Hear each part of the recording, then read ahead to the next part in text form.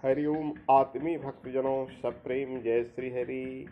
ओम ऐं ओम जय मां सरस्वती। आज का प्रसंग हम बताने जा रहे हैं, माया क्या है।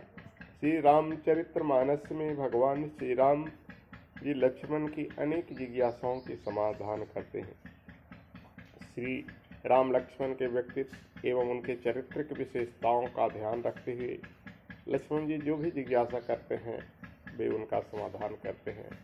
भगवान श्री राम कहते हैं कि हे भाई, तुम मन चित्त और बुद्धि लगाकर सुनो, मैं थोड़ी ही में सब कुछ तुम्हें समझा कर कहूँगा।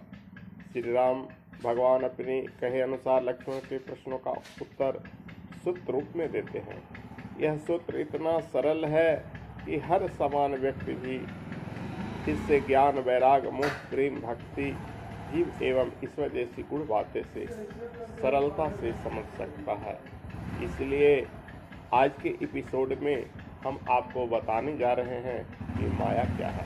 भगवान श्री राम माया की व्याख्या रामचरितमानस में गोस्वामी तुलसीदास जी के शब्दों में जो प्रस्तुति है इस प्रकार से करते हैं। भगवान श्री राम जी लक्ष्मण जी से कहते हैं कि मन में मैं और मेरा, तू और तेरा का भाव ही माया है। बहुत सारे लोग माया क्या है समझ नहीं पाते हैं। परिवार को माया कहते हैं, कुछ लोग पत्नी को माया कहते हैं, कुछ लोग घर द्वार को माया कहते हैं। लेकिन इन सब में रहकर भी जो माया से ऊपर उठ सकता है वो गोस्वामी जी के इन वाक्यों को समझे। समस्त जीवों को अपने बस में कर रखा है माया। ऐसा विषयों के लिए जहाँ तक इंद्रियां एवं मन जाती है उन सबको माया जानना चाहिए। गोस्वामी जी लिखते हैं, मैं अरु मोर तोरते माया, जेहि बस किन्हे जीवन काया। गो गोचर यह लग मन जाई, सो सब माया जाने हूँ भाई। राम जी कहते हैं लक्ष्मण से, हे लक्ष्मण, मैं और मेरा तथा तू और तेरा में जो उलझे रहेंगे, जब तक उलझे रहेंगे मन निश्चल नहीं हो सकता है। मन की यह स्थिति ही अत्यंत दुखदायी है। इसके कारण जीव संसार रूपी कुएं में पड़ा हुआ कष्ट भोगता रहता है। मन से मैं और मेरा, तू और तेरा भाव को निकाल देना चाहिए तो मन पवित्र हो जाता है। पवित्र मन से जो ईश्वर की भक्ति करता है तो जीवन में आनंद प्राप्त करना उसके लिए आसान हो जाता है।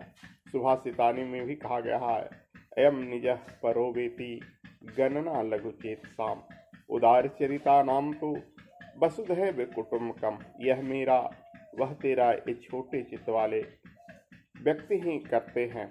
उदार हृदय वाले व्यक्ति तो पूरे संसार को अपना परिवार मानते हैं।